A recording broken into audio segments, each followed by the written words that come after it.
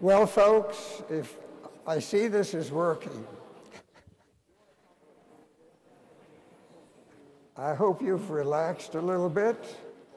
Not too much, because you're going to need to confess whatever sins you have forgotten late this afternoon. As you remember, this little session is always completely informal.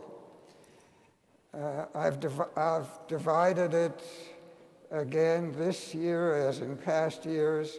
First, some general comments, then something on the Geiger College, and then I will be very lazy.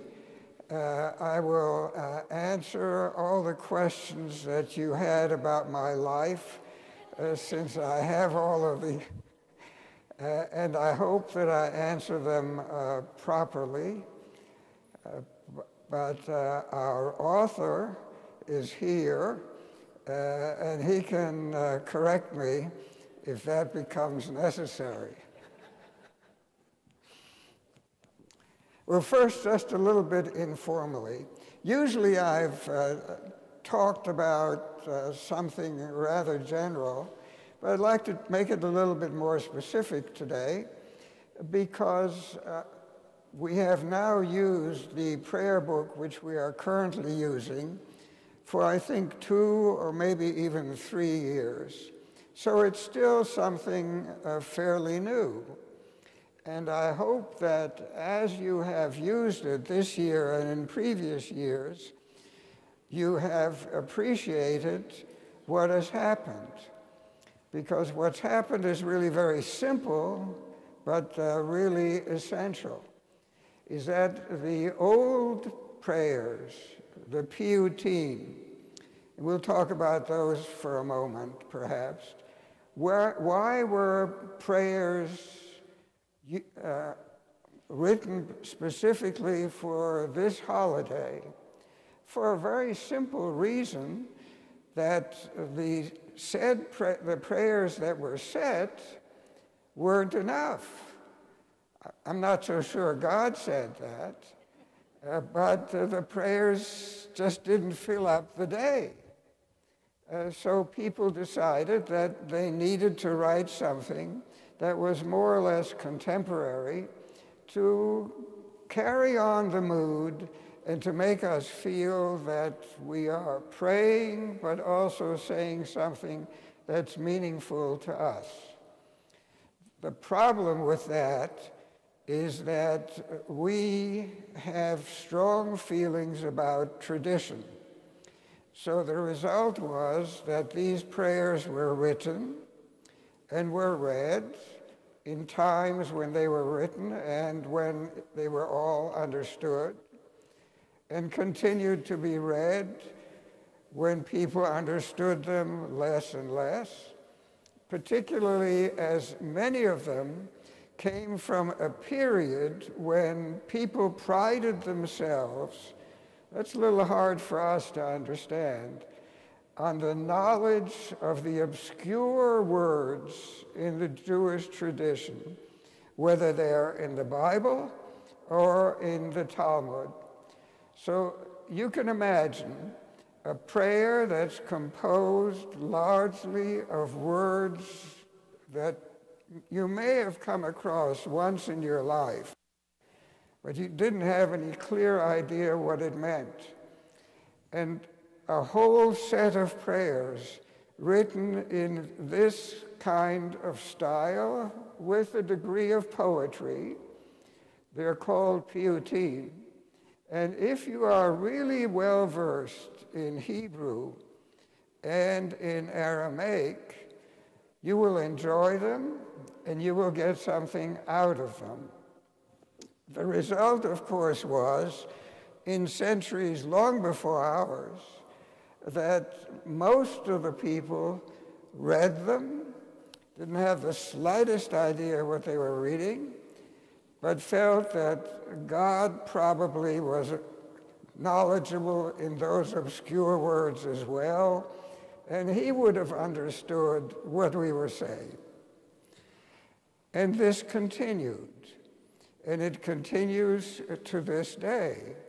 If you go to an Orthodox synagogue, and I have an experience along those lines.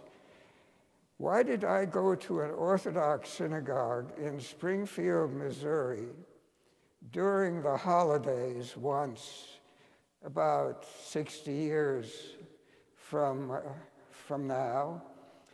It was because that little congregation, part of my father's congregation, but an Orthodox segment of it, always conducted highly traditional holiday services.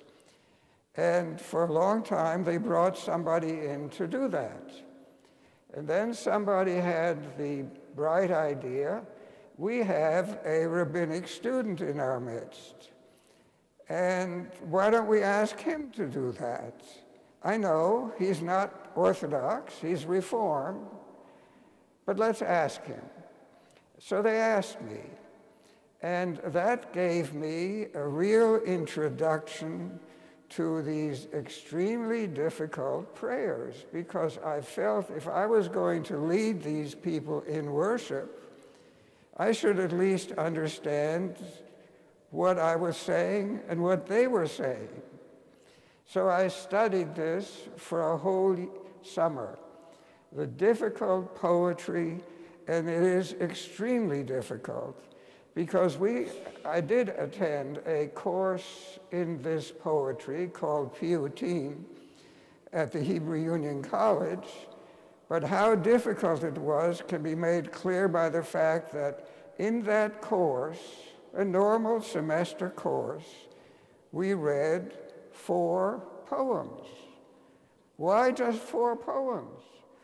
Because not only were the words difficult, but the overtones of the words had to be learned as well. When the poet wrote that, he was thinking of 2 or 3 or maybe a dozen other poems which were current and which would work out very well if you really knew this stuff.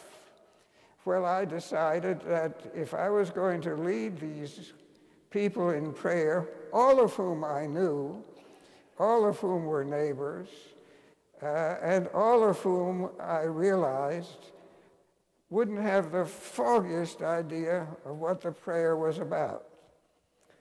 They might have been able to read the Hebrew text or even the Aramaic text, but if you had stopped them at any point and said, okay, tell me what you read, they would say, I'm really not sure, but it's been said all through these years traditionally, and I take it for granted that if I read it, God will understand it.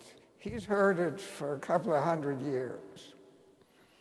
So that kind of an attitude was okay if, after all, I was there to do whatever I could for them, not for me. And so I studied all summer, much more than I would have if I had been sent to a congregation by the college, because the college always sent first-year and second-year students out to lead services, not to continue in that place for the rest of the year, but just for that occasion. And for that, you had to be familiar with the Union Prayer Book, yes, with the history of the Union Prayer Book, yes. You had to know some Hebrew, yes, and that was enough. And that did not take much preparation. But if you did what I got myself into, it took a good bit of preparation. And of course also led to some very strange and humorous incidents. In the middle of the service, there was a poem that could be read or another poem that could be read instead of it. So the man started reading the prayer, had a nice voice, was doing it in a very nice traditional way, and all of a sudden somebody came up to him, pushed him aside and said, let's talk about this. this is the wrong poem. You can't read this poem in our tradition. We've never read this poem before. So to speak, saying, God will interrupt the service because he's not hearing the poem he's accustomed to. So I stood there and let them argue for a bit with the sure knowledge that neither this one nor that one had the slightest idea what either poem meant and what the tradition of those poems were. And when they were through, I said, look, let's compromise. You've read part of it. Why don't you read another section of something else? And we will make peace on this Yom Kippur and worry about it again next year. Settle it with whomever you have chosen to lead your services next year, hopefully before the service starts. But what I started to really talk about was that all of these piyutim never made it into the Reform prayer book. Because, and if you remember the old Reform prayer book, it has long sections of English which deal with the Bible and its history and goodness knows what else. It's an effort on the part of the reformers to find something that would be vaguely meaningful, really just in a historic way. And perhaps it was to some, but judging by the number of people who remained for that section of the service, the sum was a very small number. So we decided about 30 years ago to see what one could do with a Reformed prayer book. I'm saying we as Reformed Jews, I had nothing to do with it, because that takes a great deal of special knowledge and love for poetry. Decided that there were plenty of people in our midst who had that and who should express it. And they didn't have to express it in Hebrew or in Aramaic. They could express it in English. And so they did. And the result is a beautiful set of prayers in the prayer book that you used this morning and in the prayer book that we normally use when we gather. And in fact, I would suggest to you that in a service like this, you never really get to look through those prayers. The good rabbi immediately announces page so-and-so, and you, instead of saying, that's okay for everybody else, but I'm immersed in this prayer, you continue and follow the rabbi. That's really a good thing to do anyway. So we have these prayers in our prayer book. I would suggest two things. One is that you'll find them meaningful if you give them a chance and read them. So how are you going to do that? There are two ways of doing that. One is getting yourself to call Amazon or the Hebrew or the CCAR Press and buy one of those prayer books. The other is a little more radical, and the president of the congregation may not agree with that. Borrow it. Take it home. Read it. But bring it back. And if you really like it, purchase it. Because you'll find a lot of prayers there that are meaningful all year and that will help you immensely. And as I mentioned the rabbi before, I should mention my colleagues anyway. You know, I like my colleagues a lot. I appreciate them, appreciate what they do in a modern, totally different way, which I could never do. So when they make a suggestion, take a step. It's up to all of us to follow it. And I have followed it too. So last Shabbat, I took a step and found myself looking at the grass down below. And so you don't quite know always what following somebody's perfectly good advice will do.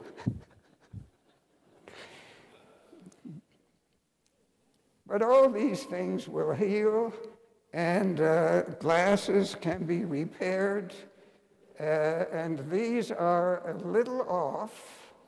So the result is I do see all of you, but in a little bit of a blur. So the prayer book, it's important, and it's important that we do something with it the rest of the year as well. Let me turn to another section of what I wanted to talk about, and that is the Abraham Geiger College, which I continue to head as its president, and which is so dear not only to me, but also to many of you. The college continues to do very well. We, unfortunately, promised for some time that next year we will move to permanent quarters in Potsdam, at the University of Potsdam, forgetting that the building which had been given to us almost 20 years ago was now in construction, and in a government contract construction with which we had nothing to do. The result is the same result as would happen in this country or any other country. We're late. We are half finished. We have one floor done, the other floor not done. So when can I invite you to come and look at it or to participate in its dedication? Well, let me be optimistic and say, let's see, this is 17. Let's say 20, or just to be on the safe side, let's say 24. But it'll happen. And it really makes very little difference to us in our functioning, because we have, from the very beginning, said to ourselves, what's important to us is not a structure, not a building of any kind, but faculty. So we have put our emphasis and our funding into faculty, and very good faculty. How have we managed that? How can you attract good first-class faculty for a small college? Well, we don't attract them to a small college. We attract them to something totally different with which we are allied. And that's all due to the good efforts of my colleague and associate, Rabbi Walter Homolka. We share only the first name together, perhaps one other characteristic, impatience, and a strong push to get things done. So he had a bright idea a few years ago, which was that the German university system has for perhaps 200 or 300 years decided that religion deserves to be part of the university.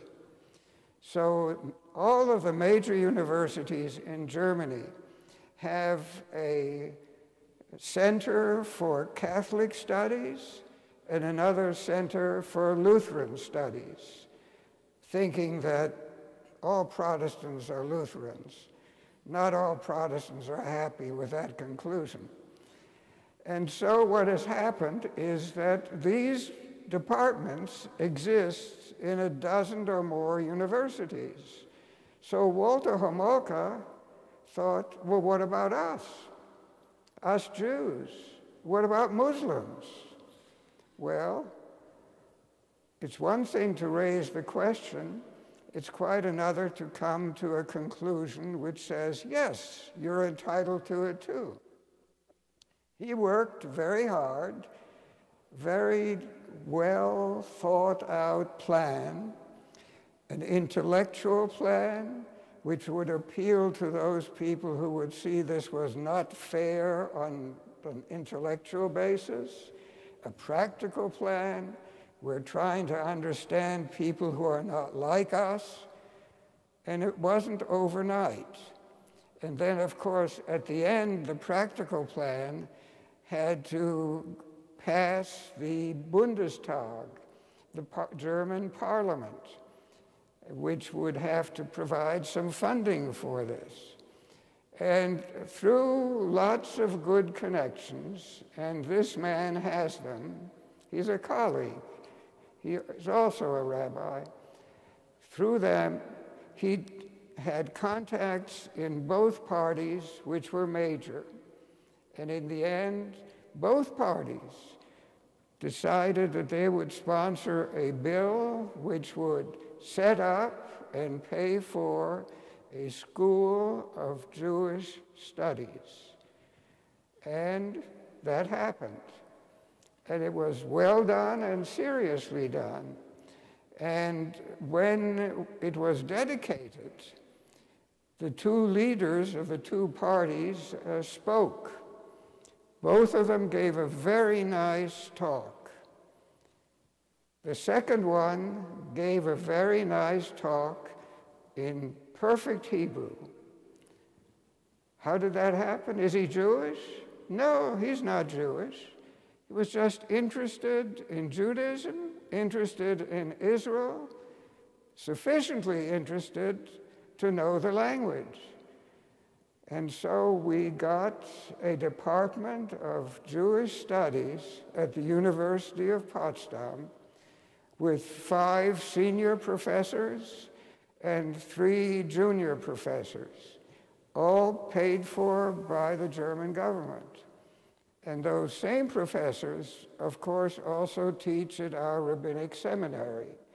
So we have first-class people in the field of Bible, in the field of medieval philosophy, Jewish philosophy, and a host of other fields, which otherwise we could never have paid for, and which also relieved me of part of what I always did. You know, I've been to Germany, I don't know how many times, usually for a month, sometimes for 6 weeks. Why the differences? Well, I was, so to speak, the constant substitute professor. When we didn't have full-time professors, as we do now, we had them from neighboring universities. And by neighboring universities, now we're talking about Europe, that might be somebody in Amsterdam, or somebody in Prague, or somebody in Turin, and all of a sudden they couldn't come. So, okay, if I was around, I was asked to substitute. What are you teaching at the moment? Teaching Maimonides? Okay. How far are you with that? Well, the man would tell me over the telephone, and I would do my best to substitute. Now, knowing full well that you can't, on the spur of the moment, come up with a good set of lectures, but at least you can carry on and not let the students simply drop by the wayside. So now that we have this lovely system, I am called on only rarely, and I don't mind that either, because suddenly to be answering to sort of sit by the telephone and say to yourself, what in the world am I going to be bothered with now? How can I mean, all right, I understand Aramaic, but the detailed history of Aramaic, I've sort of half forgotten that. But now that is no longer necessary, and I'm glad of that. The student body remains small. Why does it remain small? Because the number of congregations to be served is small. And not only that, but all of them, because we have supplied them with rabbis, now have rabbis who are in their 40s, maybe their 50s.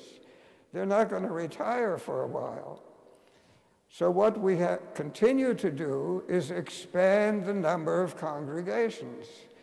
And the main problem with that is really a financial problem, because those rabbis who are serving in France, in Germany, in the Czech Republic, and so on, are civil servants. Rabbis throughout Europe, in those countries, are civil servants and always have been. The American system of the congregation being responsible for paying a rabbi doesn't exist there. So the problem now is we are trying hard to get the Polish government to say, okay, we will sponsor 2 or 3 rabbis for the tiny Polish Jewish community. Hardly anybody remains, and some new people have settled there. But even that is difficult. And the same thing in some of the other countries. You have to go at it in that way, and you have to find the right people to do it. People who have some clout, or at least people who have enough connections to do something. So now we're not only interested, as we always will be, in training rabbis, but also in being able to place them and to pay for them. You might say, well, that shouldn't be a problem. Well, it's very difficult to say to somebody who has a little family, go out and serve these folks and lead their services, religious school, whatever else is involved, and say to them, well, we don't have any money at the moment. Well, how are you going to get somebody to do that for nothing? They would be happy to do it for nothing if they had those kind of means themselves. But this is working out extremely well, and we have expanded our efforts to include a program in Moscow. It's kind of odd to think of a rabbinic program in Moscow, but that rabbinic program is done in 2 ways so that we could manage it. You can't set up another school in Moscow. Way too difficult and way too expensive. But what we found works, we send them to Israel for a longer period of time. 2 years in Israel. The other 3 or 4 years, depending on their background, will be taken in Moscow. How come? How do you do that? We do it through Skype. We have a professor who spends 3 weeks, let's say, in Moscow, gets to know the students, they get to know him, and then he goes back to Berlin to teach, and he teaches a special course entirely on Skype. Whether that will work long run, we don't know. It certainly will work as far as serving outlying congregations, which we could never do from Berlin. I mean, you can't fly somebody from Berlin to someplace off the beaten path in Russia for a weekend, or even for 2 weekends. Way too expensive. But you can do that from Moscow. Then it's just a short train ride, and it works out quite well. That's the theory of it. The practice is, of course, something else. Because when you're training to be a rabbi, you're not doing this totally alone. And these people would be doing this alone and with the computer and the telephone. That's it. You try to generate a spirit in your group of students. And if there are only 2 or 3, the spirit is rather limited. So we'll have to see how this actually works out. But we're willing to try it. You might say, well, why don't you bring American rabbis over? That's the last thing that would be of any use. American rabbis who speak fluent Russian, I can't think of anybody at the Hebrew Union College at the moment who fits that bill. And well, what about other European rabbis? Well, they look at where they are, in France, in Belgium, in Holland, and say, you know, I'll give you a year of my life, but that's it. I don't want to be stuck in Moscow or some other place. I like it where I am. And so it's almost impossible to entice somebody from Europe to go to Russia. Not that Moscow is uncivilized, far from that. But it's not the same as London or Amsterdam or Prague, all of these other places where we have people. So we're trying this, and hopefully it will work. And the college is thriving, it's doing well. We sponsor loads and loads of symposia around all of Europe. Not all of them are purely intellectual, some are musical. And our cantors are very much in demand to go out and sing with all kinds of groups. So that helps us. And the other thing that helps us is when we have an ordination, we do not have it in Berlin or in Potsdam or some other major city. We move it around to a different part of Germany every time because we want those people to know that there are young Jews, active Jews, to whom you can talk. And these are going to be our leaders.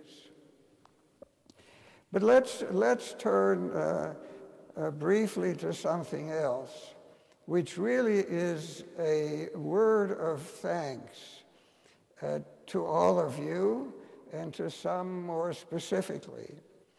You gave me a wonderful biography earlier this year. And many of you have had questions. So I'll give you a chance to ask those questions if I didn't answer them well enough before. But I first want to thank the people who were so involved in this. It was Ruth Westerman who had the energy to really get this underway and devoted herself enormously to this. What did that mean? Well, if you're starting a project like this, you've got to have some things in mind. The main thing, of course, is somebody to organize what may be vague thoughts, and then to write it.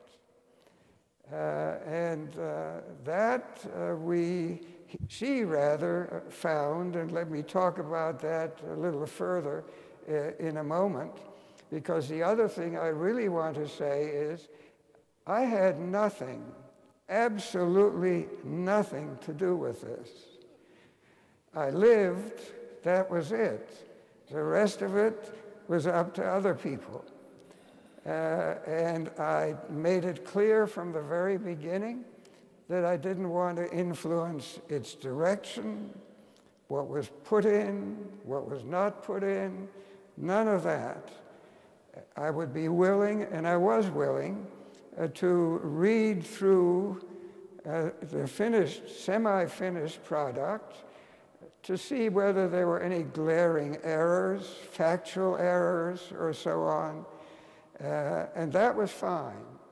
But as far as whatever else, I didn't want to have anything to do with that. So let me, at this moment, ask our author to come forward.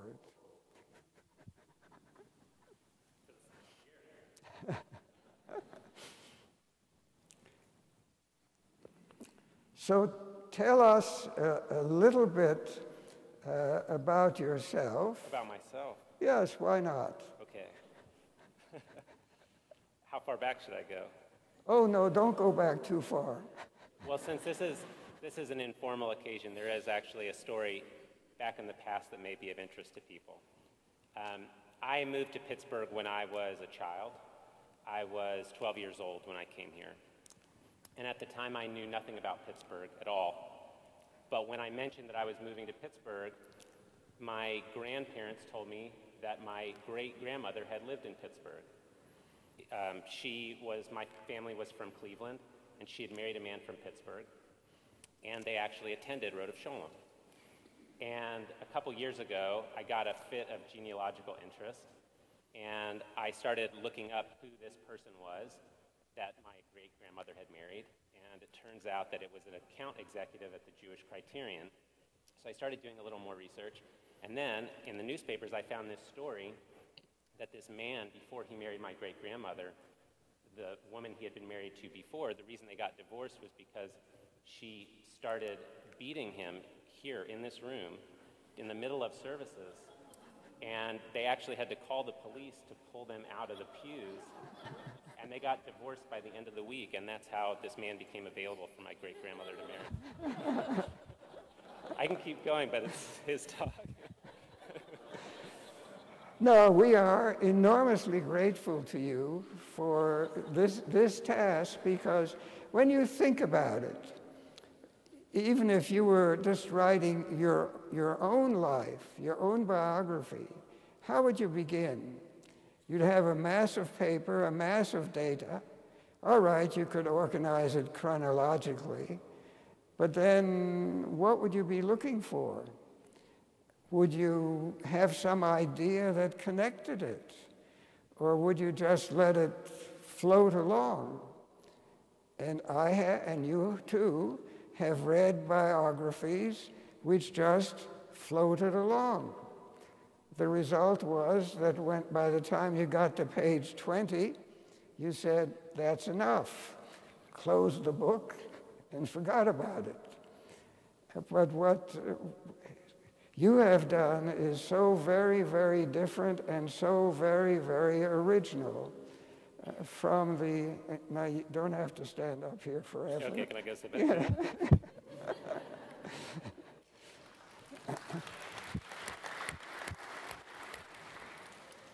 Let me tell you about one part of his originality, the title, The 17th Generation.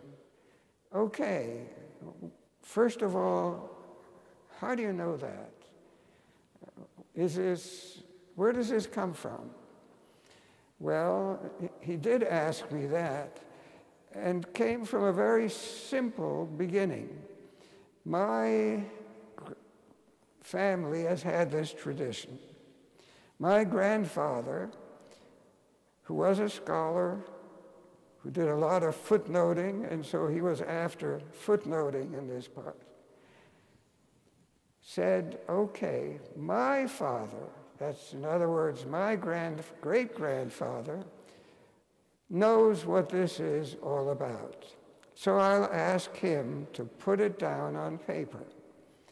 And I'm sure that he was after him, that my grandfather was after his father, probably on a weekly basis, said to him, well, How far are you? But after a number of weeks, he came up with a list of rabbis, dates, their birth, their death, if that was possible, and where they had been, and presented it to my grandfather. So now we knew it was 17 generations, and it could be documented. And I have taken the trouble to look at some of the things. They wrote some books, and I looked at some of them, and some of them are okay. Some of them are of the variety that you say, well, I don't know why he wrote this, but I do know that I'm not going to read it. But that aside, so we now had this. What happened to it? Well, there were 3 or 4 sheets of paper, which my grandfather had, and then came the end of the 1930s. And he wanted, of course, to leave Germany, which was not easy for somebody who at that point must have been 70-something, to find a place where you could go. Yes, a rabbi. Yes, a scholar, a recognized scholar. So he started working on that emigration somewhat seriously. He found a place in England where he could stay as a refugee scholar, knowing English, yes, but not spoken English. Reading it, fine. So he wouldn't be able to do much for any congregation there. But that gave him a place of refuge. Then, of course, he needed to come with some furnishings and so on. Well, he was lucky because a high officer in the SS or something like that, I've forgotten which, wanted his apartment. So when he said he had trouble getting things packed up, the officer said, just which apartment is it? It'll be packed up in 2 days. So it was, and so he left Germany, leaving lots of things behind because he knew he wouldn't have the finances to have a big apartment in London as he'd had in Germany. So now he was out of the country. Getting out of the country, he also knew that he had no means outside the country. So what did he do? Well, he did something reasonably clever, and it worked. He decided he had some fairly valuable older Hebrew texts, usually connected with the Bible.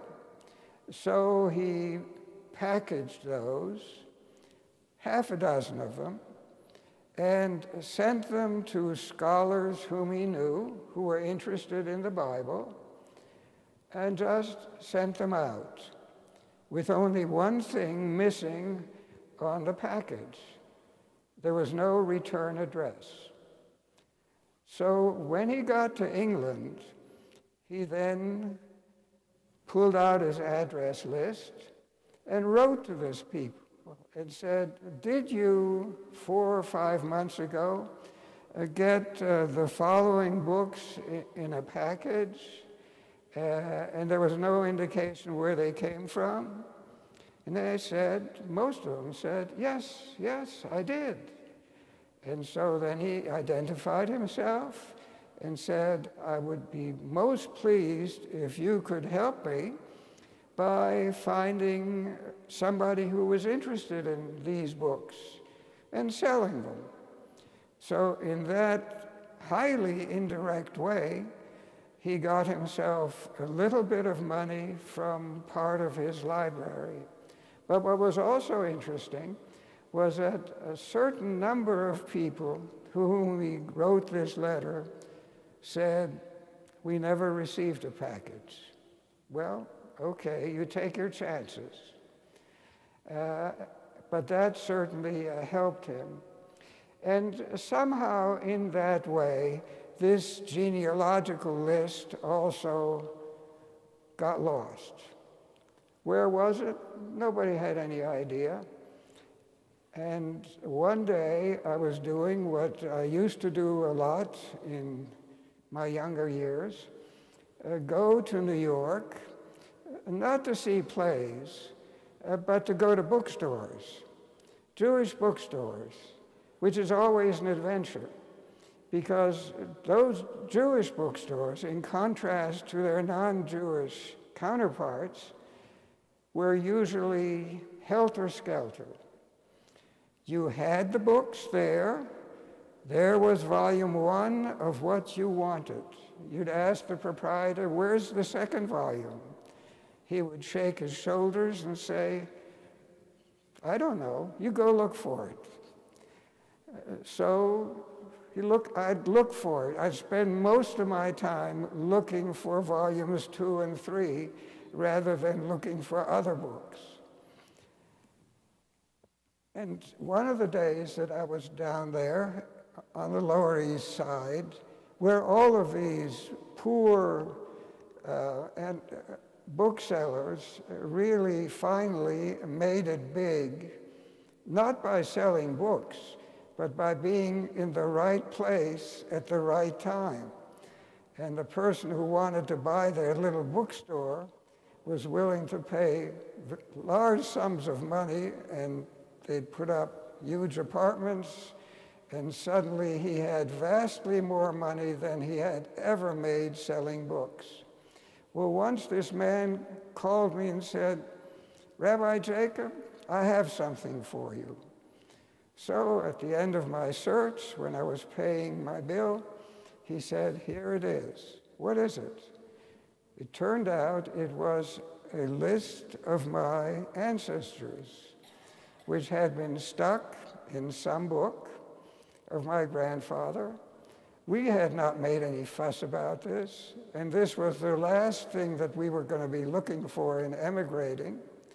But all of a sudden, it had found an inexpensive passage to the United States. And so now I have that list, the original list of my great-great-grandfather.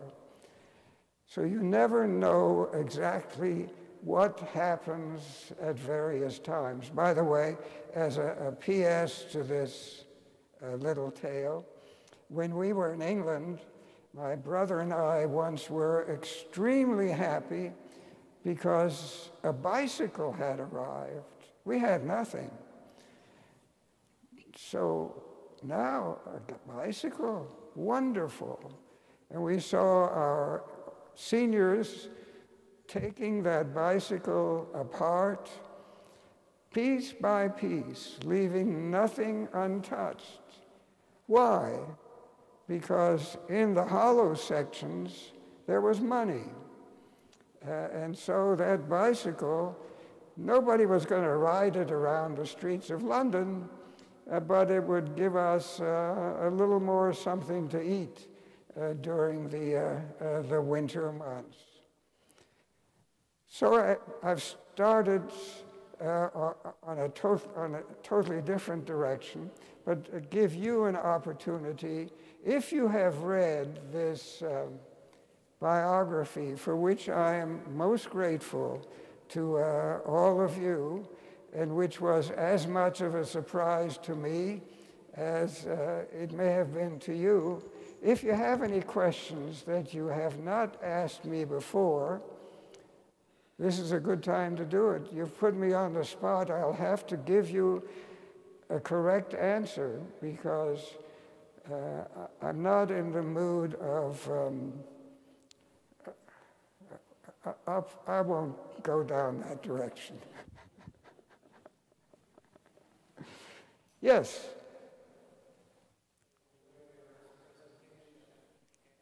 You'll have to speak up.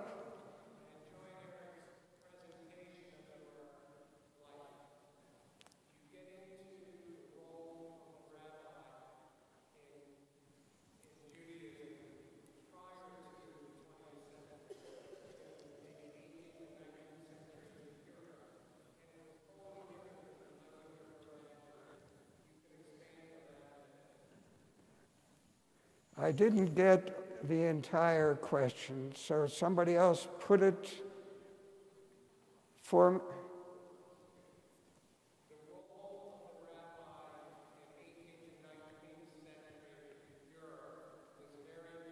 Yes.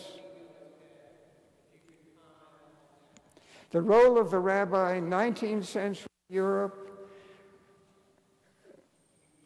The problem with that question is you're talking about many different kinds of Judaism.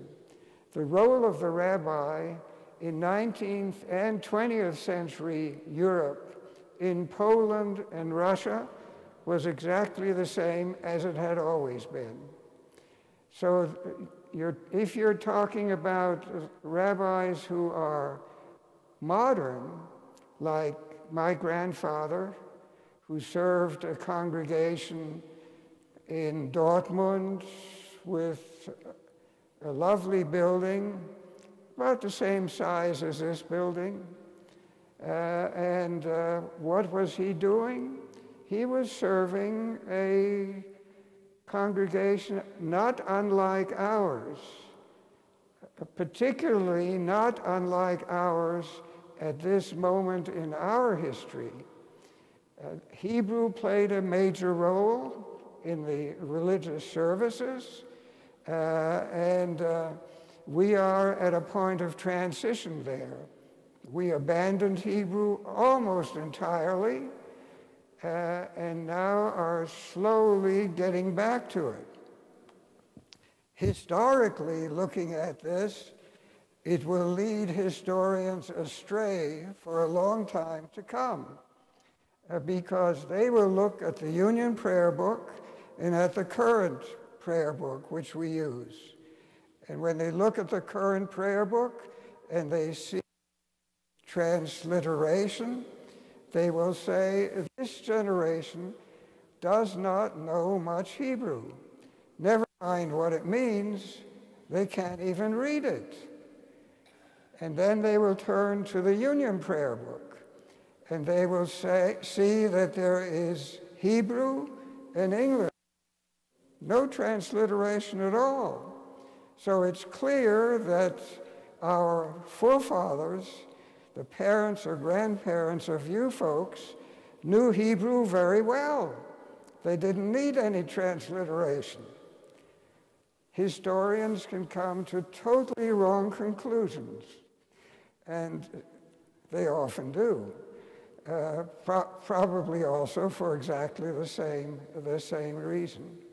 So that a rabbi in Germany, in France, in England, would have been more traditional than the Reform congregation in the United States at that time, and for that matter, even now.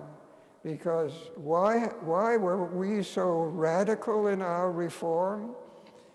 Because nobody held us back. In Germany, in France, in England, the government was involved. And so the government, in part, determined what you could do and what you could not do. And so if you wanted a service that was more than slightly different, you were on your own, yes, but you couldn't get very far. You could establish your own little synagogue, but as far as public recognition, public funding, it had to follow the traditional pattern. So what we see in this country, where really anything goes, still today, but certainly even more so in the past, you could see extremely radical steps taken. Abandon Hebrew entirely. Have prayers that have nothing to do with the tradition at all. As long as the people come, fine, go ahead and do it. But in Europe, that was impossible. So the congregational life, if that was your question, was much, much more traditional. and there would have been maybe one congregation in Berlin in which you entered the building and you were asked to take your cap off. The rest of the places, of course you had your head covered. And by the way, that, just to show how thorough that was, when I went to my first Reform congregation with my father on Long Island as a visit, as we approached, he said, "Don't look in your pocket for a kippah. You don't need a kippah here." And I was most amazed. I'd never known anything like that. So that's certainly a major difference in the previous generations. Any other question? Good, I'm glad. First of all, I'm glad that all the questions were answered by our wonderful author. And secondly, I'm glad that I did not give an answer which contradicted whatever was in the book. That's possible too. But many thanks for coming. Have a very good New Year, a sweet New Year, and a productive New Year for all of you. Once more, L'Shana Tova.